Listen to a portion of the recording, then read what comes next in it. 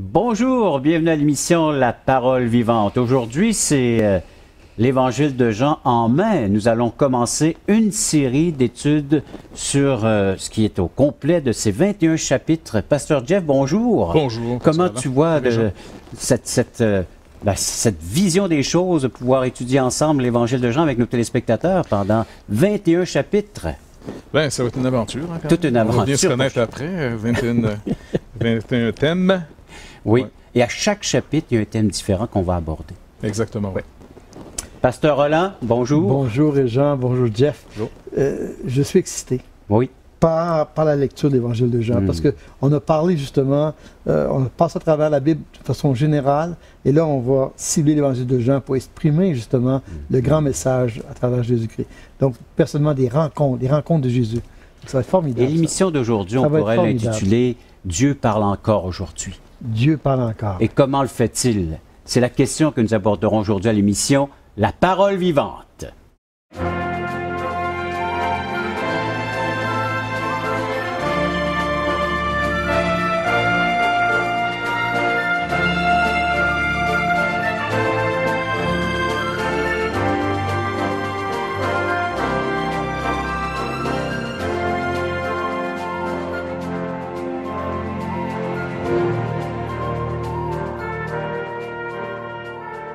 Vous avez pris le temps de retrouver chez vous cet exemplaire de la Parole de Dieu, un Évangile selon Jean. Diverses couvertures, mais le même contenu, c'est la Parole de Dieu. Moi, j'ai celui de 2008 qui a été distribué pendant le 400e anniversaire de la Ville de Québec. Si vous n'avez pas d'exemplaire, vous pourrez correspondre avec nous. Vous allez voir les coordonnées qui vont être données pendant l'émission. Et ça nous fera plaisir de vous en remettre un exemplaire tout à fait gratuitement. Je vais vous faire la lecture des 5 premiers versets, chers amis et chers téléspectateurs. Donc, ça commence ainsi, l'histoire. L'évangéliste Jean a reçu de la part de Dieu cette révélation. Au commencement était la parole, et la parole était avec Dieu, et la parole était Dieu. Elle était au commencement avec Dieu. Toutes choses ont été faites par elle, et rien de ce qui a été fait n'a été fait sans elle. En elle était la vie, et la vie était la lumière des hommes.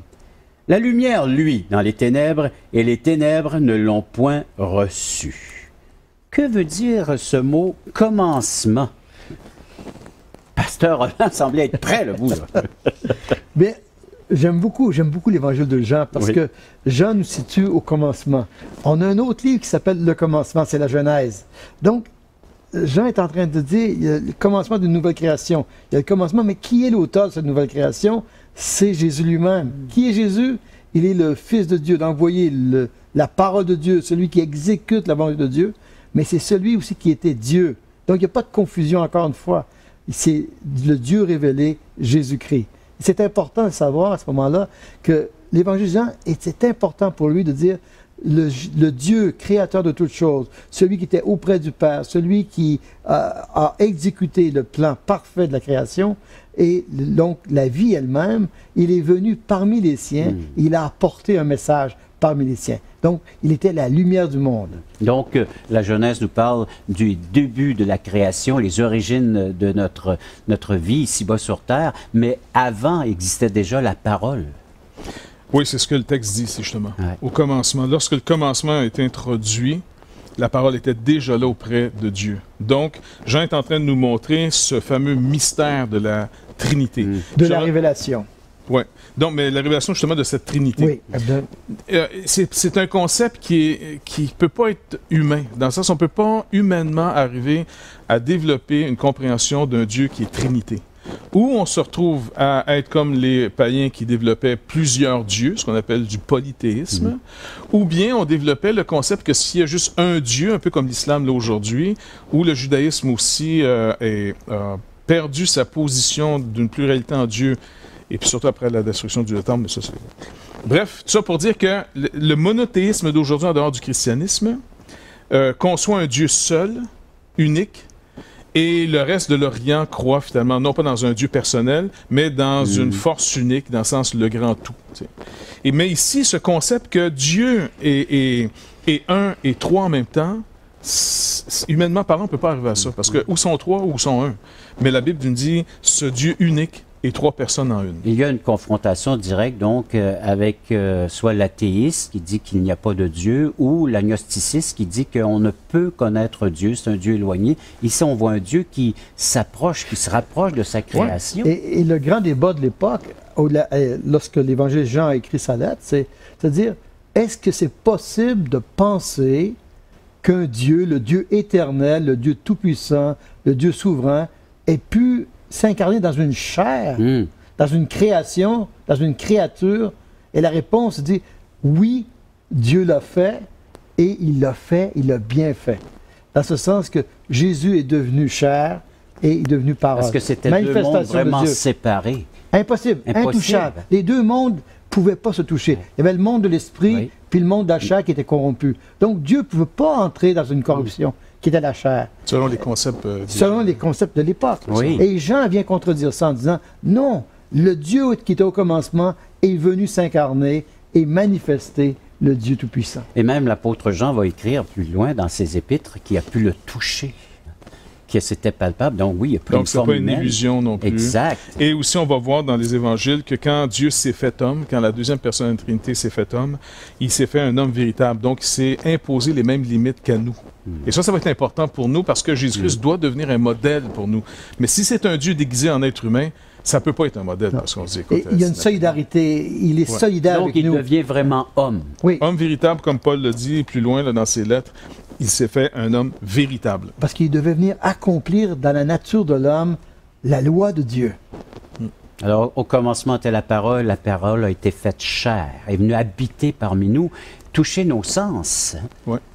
L'ouïe, le toucher, de pouvoir donc contempler Dieu sous une autre forme, celle de l'être humain. J'aime voir cette image où l'image qu'on donne toujours de Dieu, c'est un Dieu lointain, un Dieu souverain, un Dieu très puissant, un Dieu juge. Et de le voir venir s'incarner dans notre monde, vivre parmi nous, parler, poser des gestes de sollicitude, de miséricorde, de nous montrer la voie du salut, ça c'était impensable à l'époque. Ouais. C'est impensable. Puis quand l'Évangile Jean écrit, c'est impensable. Et c'est pour ça que les gens ont refusé Jésus à l'époque. Ils l'ont rejeté. L'incrédulité. Un Dieu accessible, le connaissez-vous? Il est prêt à vous toucher aujourd'hui. Si vous voulez recevoir un exemplaire de l'Évangile de Jean ou nous faire part de vos commentaires, des questions également qui surgissent présentement à votre esprit, vous appelez un 877-ESPOIR, un 877-537-7647. Visitez notre site espoir.ca ou toutchrétien.com. Et en revenant après la pause, on regardera l'expression « la parole ». Qu'est-ce que cela veut dire pour nous? Quand Dieu parle, on en parlait plus tôt entre nous autres tout à l'heure, quand Dieu parle, c'est action. C'est pas juste un souhait, puis il va faire d'autres choses après. Quand Dieu parle, les choses arrivent. Ça se réalise. Exactement. Et c'est cette parole qui nous est donnée de la part de Dieu.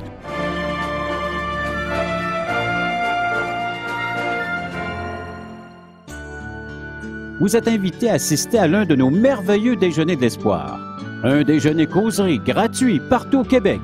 Vous pourrez y entendre le témoignage de vie transformée par l'amour de Dieu. Pour connaître et savoir où ont lieu ces déjeuners, appelez-nous maintenant en composant le 1-877-l'Espoir. 1-877-537-7647. Ces déjeuners sont offerts gratuitement. Bienvenue à tous!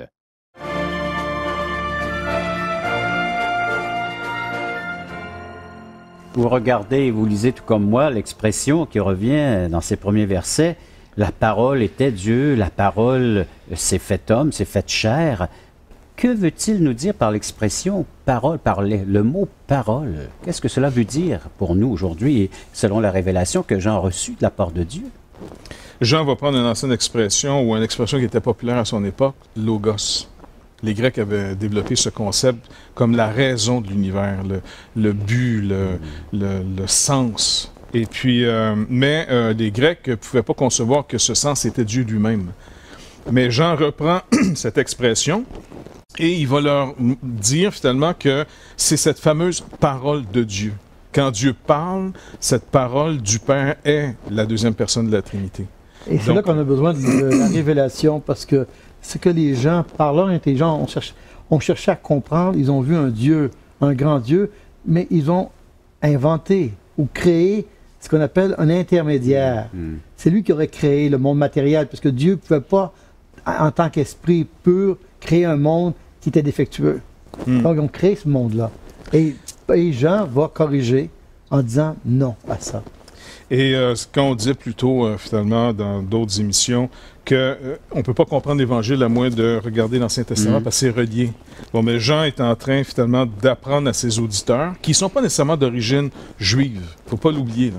Parce qu'il va souvent expliquer les fêtes des Juifs, qu'il dit. Donc, on voit, s'il dit la fête des Juifs, c'est qu'il parle à des non-Juifs qui sont en train de croire à cette fameuse révélation qui est donnée ici. Et là, il leur dit qu'au commencement était la parole était avec Dieu, et la parole était Dieu. Donc, il enlève cette fausse notion. Et il rappelle que la création, parce qu'il ne faut pas oublier qu'il s'adresse à un monde que la création n'est pas bonne. Il faut sortir de la création, il faut se libérer de la création. Et Jean veut leur dire, non, écoutez, cette création, au point de départ, était bonne. Et elle a été faite par Dieu au moyen de sa parole, parce qu'il ramène des gens dans Genèse au chapitre 1. Dieu dit, ça tout le monde connaît ce fameux verset, que la lumière soit et la lumière fut. Dieu dit. Et là, quand Dieu parle, on en parlait plus tôt entre nous autres tout à l'heure, quand Dieu parle, c'est action. C'est pas juste un souhait, puis il va faire d'autres choses après. Quand Dieu parle, les choses arrivent. Ça se réalise. Exactement. Et c'est cette parole qui nous est donnée de la part de Dieu. Il nous donne sa parole. Nous, c'est une expression entre nous, là, je te donne ma parole. Ouais. Ça veut dire, je m'engage.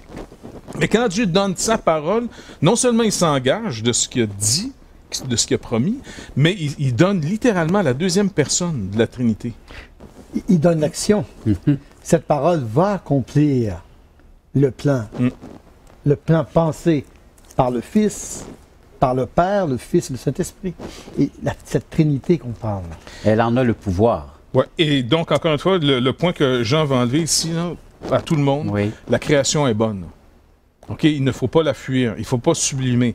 C'est dans cette vraie vie que Dieu veut nous sauver, et c'est pour une vraie vie que Dieu nous sauve, et c'est une vraie terre qu'il va recréer, et c'est vraiment une vraie vie. La résurrection, ça existe, ça va exister pour vrai. Jésus en a fait des démonstrations, qui étaient, on va dire juste des démonstrations, mais la sienne était la définitive. Donc, encore une fois, on enlève le faux concept que quand on meurt, on s'en va dans le meilleur monde. Non, c'est temporaire, entre guillemets, de s'en aller auprès de Dieu. Parce qu'on va revenir ressusciter dans une vraie vie. C'est pour ça que les chrétiens doivent aimer la vie, même si c'est dur. Et la création de Dieu n'est pas mauvaise, elle est bonne. Et il faut savoir prendre toutes choses avec son grâce. Souvent, on va s'évader par le fait que la vie éternelle, le ciel, mais Dieu s'intéresse à notre vie présente, ici-bas. Et elle est bonne, cette vie. Cette parole, cette Bible, elle s'adresse à notre vie ici. Elle ne nous sert plus quand on s'en va après. Bon. C'est ça. Dieu vient connecter dans notre vie. Et il est en train de dire, ce que j'ai fait est bon. Même si l'homme l'a corrompu, même si l'homme est devenu ténèbres, moi je viens et je suis toujours lumière. Et si l'homme veut écouter, je serai lumière pour lui. Et je serai lumière pour le monde. Et ça, c'est merveilleux de savoir ça. Que Dieu a fait Jésus parole et que cette parole est devenue la lumière du monde. Et tous ceux qui veulent se tourner vers Jésus vont être éclairés. Et ils vont comprendre. Parce que l'homme, c'est impossible qu'il comprenne l'origine de la création. Absolument.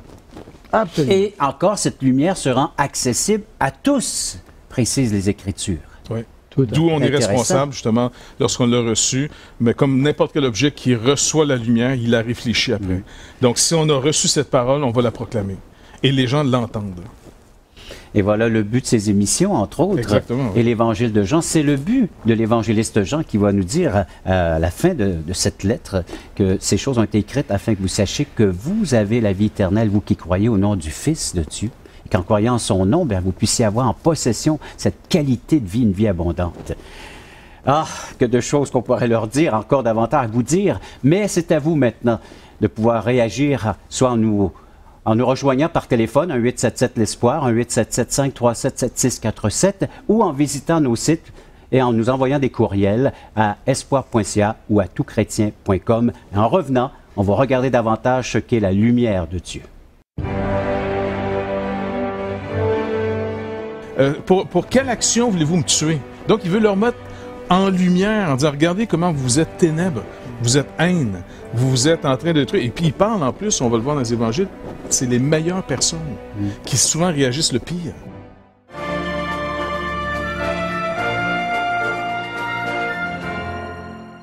Nous vous invitons à nous contacter pour recevoir gratuitement de la littérature.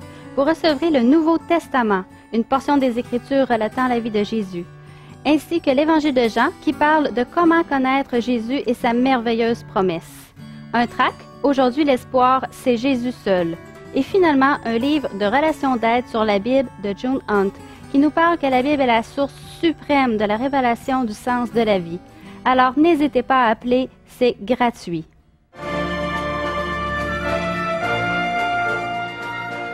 Que c'est intéressant de décortiquer l'Évangile de Jean. On a vu ce que c'était le terme au commencement. La parole a toujours existé. La parole, c'est l'action de Dieu, celle qui vient nous rejoindre. Et la lumière maintenant, l'expression lumière, que veut-il nous dire par le fait de dire que la lumière luit dans les ténèbres? Nous disons que la lumière est la vie. Et c'est important de voir que Dieu lui-même se définit en disant « Je suis la lumière ». Okay? Jésus va dire « Je suis la lumière ». Mais en étant la lumière, il vient quoi faire? Éclairer tous les hommes. C'est-à-dire ramener l'homme à sa place. Lui dire ce que Dieu veut lui dire. Je t'aime, je te veux te dire la vérité, s'il te plaît, écoute bien. Aie foi en moi, aie confiance en moi. Donc, il est venu apporter ce message-là que l'homme avait perdu.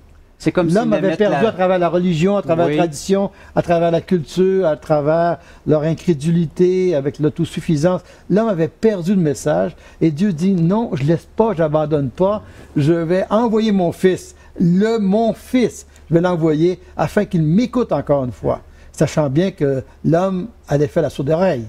Et son époque, c'est-à-dire la lumière est venue où? Parmi les ténèbres. Qui aime se faire appeler ténèbres? Qui aime? Non, on a la connaissance, on a l'intelligence, on est sage. Mais Dieu, non, il dit, vous ne voyez rien, vous êtes aveugle, vous ne voyez rien, vous êtes obscur à l'intérieur. Votre raisonnement ne peut pas comprendre les choses de Dieu. Donc, je suis obligé d'aller vous enseigner. J'envoie la lumière. Donc, par la venue de Jésus-Christ, Dieu revient à la charge. Et comme s'il mettait la main sur l'épaule, dit « Je suis encore là, moi. » Oui, il fait deux choses. La lumière, si tu veux, dans une pièce qui est sombre. Et l'humanité est sombre. Et encore une fois, c'est pas drôle d'entendre ça, qu'on est sombre. Aujourd'hui, les gens diraient, où on s'en va, on est sombre. Les gens diraient, on ne sait pas exactement. Mais Dieu, lui, vient en disant, je vais apporter la lumière. La lumière est autre que les ténèbres. Et la lumière éclaire ce qui fait défaut. Éclaire tout ce qui fait défaut. Donc, la question, c'est pourquoi éclairer tous les hommes? Parce que c'est cette communion qu'on a perdue. Encore une fois, on a perdu la parole. On n'entend plus ce que Dieu dit des choses. Exact. On ne voit donc plus comme Dieu voit les choses. Et on s'est appointé, on est devenu nous-mêmes Dieu pour nous. Et c'est ce que le Seigneur va mettre en lumière en disant, il y a juste un seul Dieu. Ce Dieu vient finalement s'incarnant, il va nous parler et il va montrer finalement, vous n'avez jamais cru en moi. Maintenant, souvent, il va provoquer les gens en disant, OK, pour quelle faute, pour quel péché voulez-vous me lapider, voulez-vous me tuer? Et il va mettre en lumière leur action. Regardez, quand je vous parle, vous êtes en train d'haïr, vous réagissez. Pourquoi? Dites-moi qu'est-ce qui ne va pas. Essayez de comprendre, parce qu'il dit, est-ce que c'est parce que j'ai ressuscité un mort? Ça vous fâche? Est-ce que parce que j'ai guéri? Parce que j'ai nourri la foule? Parce que je vous ai annoncé finalement que Dieu veut faire la paix? Pour quelle action voulez-vous me tuer? Donc, il veut leur mettre en lumière, en disant, regardez comment vous êtes ténèbres, vous êtes haine, vous êtes en train de détruire. Et puis, il parle en plus, on va le voir dans les évangiles, c'est les meilleures personnes qui souvent réagissent le pire. C'est quand même incroyable. Puis encore aujourd'hui, dans notre monde dans lequel on vit, lorsqu'on parle de Jésus-Christ, mort, ressuscité, mort à cause de nous, pour nous, en vue de la vie éternelle, les gens se ferment et disent, de quoi tu parles? Il y a une méfiance, il y a une résistance qui est viscérale, qui est culturelle. À l'époque, ils vivaient la même chose. Et qui es-tu pour dire ce que tu dis là? Ça n'a pas de sens. Qui es-tu, Jésus? Toi, tu fils de Nazareth, fils de Joseph. Il dit, qui es-tu? Pour qui tu te prends? Donc, c'est une question, une confrontation de nature, la nature de Dieu contre ma nature. Oui, sûrement. Mais c'était au-delà de leur compréhension. Il fallait à ce moment-là vraiment, et on va le voir plus tard, il faudrait vraiment qu'il soit éliminé. Il faudrait la révélation, qu'il saisisse cette révélation de Dieu, parce que l'homme est prisonnier de sa propre compréhension. Et la lumière vient démontrer l'être que je suis. Mais la lumière vient éclairer, vient m'aider à comprendre des choses que je ne pouvais pas comprendre. J'étais dans mes propres pensées, dans mes propres raisonnements, dans ma propre sagesse. je ne peux pas comprendre. Je ne peux pas saisir les choses de Dieu. Donc, c'est pour ça que la lumière est différente des ténèbres. Puis Jean va nous le montrer dans son évangile. Oui. Quand il va parler de la lumière, il va avoir guéri un aveugle. Et il va montrer, il va faire des démonstrations. Tu sais, le pain, la lumière, la vie. Pour la vie, il va ressusciter un mort. Pour la lumière, il guérit un aveugle. Pour le pain descendu du ciel. Tu sais, il va tout. C'est ce qui va vraiment être fascinant, l'évangile. C'est vraiment le livre, l'évangile des rencontres. Ouais.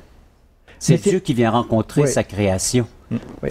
Et dans ce texte-là, le fondamental, c'est que la lumière qu'on trouve au commencement, que Dieu a créée, là, actuellement, la lumière est présente à travers Jésus-Christ pour éclairer tout homme pour la vie. Et avez-vous remarqué que lorsqu'on rentre pour la première fois le matin dans la salle de bain, on a besoin beaucoup d'éclairage pour savoir qui est dans le miroir, qui est devant la glace, et pouvoir réparer un peu. Alors, peut-être vous êtes en train de découvrir, vous aussi, l'être dont vous êtes face à cette lumière. Comment réagissez-vous? Faites-nous en part, 1-877-l'Espoir, 1-877-377-7647, ou visitez nos sites d'espoir.ca et touchrétien.com, un service tout à fait gratuit. Et nous avons hâte de recevoir de vos commentaires. On suit et on revient avec la conclusion de l'émission. Si j'essaie de devenir meilleur pour plaire, alors cette lumière va vraiment condamner en disant non, tu n'as pas pris le bon chemin. Alors, c'est quoi agir dans la vérité? Et Jean va nous le révéler.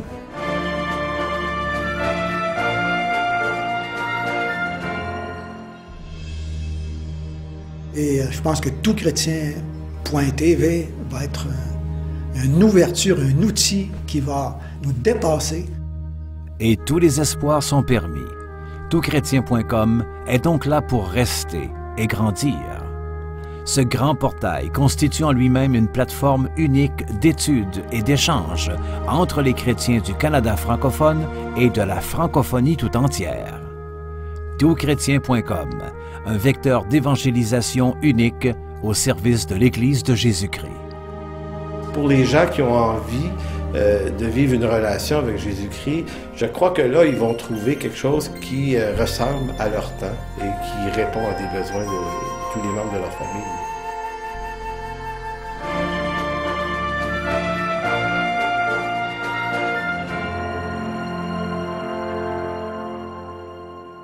Comment réagissez-vous face à ces paroles, à cet enseignement? Regardons comment est-ce que les gens du temps de l'apôtre Jean ont réagi. Dans le chapitre 1 toujours, mais le verset 11, donc en parlant de cette lumière, elle est venue chez les siens, et les siens ne l'ont point reçue.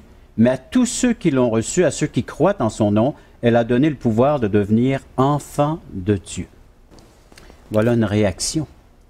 Comment la décrire davantage? Comment élaborer là-dessus sur cette réaction face à la lumière?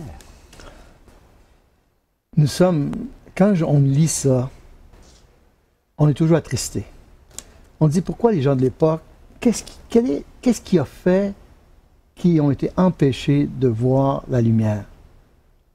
C'est tout simplement parce que nous disons, nous, aujourd'hui, on dit, ben, ils étaient remplis d'eux-mêmes, ils étaient aveugles. C'est facile de dire ça. Mais dans notre monde aujourd'hui, quand l'Évangile est proclamé, quand la lumière est présentée, ou la vérité de Dieu est présentée, mais quelle est notre réaction? Notre réaction est la même, une réaction d'incrédulité, on est sceptique. Qui dit que tu as raison? Qui dit que tu dis vrai? Je suis pas sûr. Est-ce qu'on peut connaître Dieu? Qui peut connaître Dieu? Dieu, s'il existe, on ne sait pas. Qui peut savoir? Et Jean dit, et Jésus dit, je suis venu pour vous le révéler, pour vous le dire. Mais vous ne comprenez pas, vous ne voulez pas. Mais ceux qui reçoivent cette parole par la foi, ils deviennent enfants de Dieu. Et enfants de Dieu, ça veut dire tout simplement nés de Dieu. Ça veut dire que leur esprit a été illuminé, éclairé. Ils ont vu la lumière. Malheureusement, aujourd'hui, dans notre monde, encore, et sans jugement de notre part, c'est pas à nous à juger, mais on voit que lorsqu'on présente l'Évangile, il y a des gens qui demeurent sceptiques, d'autres qui demeurent même agressifs par rapport « non, tu ne changeras pas ». Ou un autre qui va dire « non, c'est qui peut savoir ». Et on est en face de la même réalité humaine entre Dieu a besoin de se révéler pour amener l'homme à croire en lui. Mais Dieu n'est pas coupable parce que Dieu, si vous voulez, il s'est révélé, il a tout fait. Hein, de son côté, et encore la lumière brille aujourd'hui. Un peu plus loin dans son enseignement, Jésus, justement, quand il va parler à un homme assez instruit dans la parole de Dieu, le fameux Nicodème, il va dire finalement qu'il y a un jugement dans le monde, justement. C'est que la lumière est venue dans le monde et les hommes ont préféré les ténèbres à la lumière parce que leurs œuvres étaient mauvaises. Et on va le voir plus tard dans le contexte. Oui, on va le voir sur notre rencontre. Par contre, il dit « Car quiconque fait le mal est la lumière », mais juste le verset 21 après, il dit « Mais celui qui agit selon la vérité vient à la lumière. Maintenant, on va essayer de comprendre qu'est-ce que Dieu attend de nous de agir dans la vérité. Il dit ici ceux qui agissent mieux, ceux qui agissent bien. Il dit ceux qui agissent dans la vérité. Et je pense que c'est le but de la lumière, c'est de faire voir. Dieu veut que je voie quoi? Trop souvent, comme tu dis, on est pris dans nos cultures, dans nos concepts, et puis on essaie de devenir meilleur, et cette lumière devient d'abord très accusatrice, parce que si j'essaie de devenir meilleur pour plaire, alors cette lumière va vraiment condamner en disant non, tu n'as pas pris le bon chemin. Alors c'est quoi agir dans la vérité? Et Jean va nous le révéler. Il va vraiment nous montrer, et c'est une bonne nouvelle. Je dirais que Jean, nous sommes dans une culture de méfiance. Nous disons que la plupart des gens sont agnostiques, c'est-à-dire ils ne peuvent pas savoir. Et on est dans cette culture-là, profondément ancrée, qu'on le veuille, qu'on ne le veuille pas. Nous sommes influencés par notre culture. Et ce que nous pourrions encourager, c'est justement d'aller un pas de plus, essayer d'ouvrir, de dire, si moi je peux connaître, je suis Dieu, mais Dieu a besoin de me révéler parce que je ne suis pas Dieu, je suis un homme, je suis sa créature, j'ai besoin de lui pour voir la lumière. Et si on pouvait arriver à faire ce pas d'ouverture envers Dieu, Dieu se révélerait à chacun de nous. Merci beaucoup de votre participation. À vous maintenant, vous vous êtes placé devant la parole, cette parole vivante, efficace qui vient de vous parler, la part de Dieu. Cette lumière qui vient de démontrer que ce besoin réel chez vous d'implorer le pardon, le sacrifice de Jésus-Christ comme votre Sauveur et Seigneur de votre vie et de votre éternité. À vous de faire ce pas, nous vous encourageons, comme l'évangéliste Jean le fait. Et on se donne rendez-vous à la prochaine émission de La Parole vivante.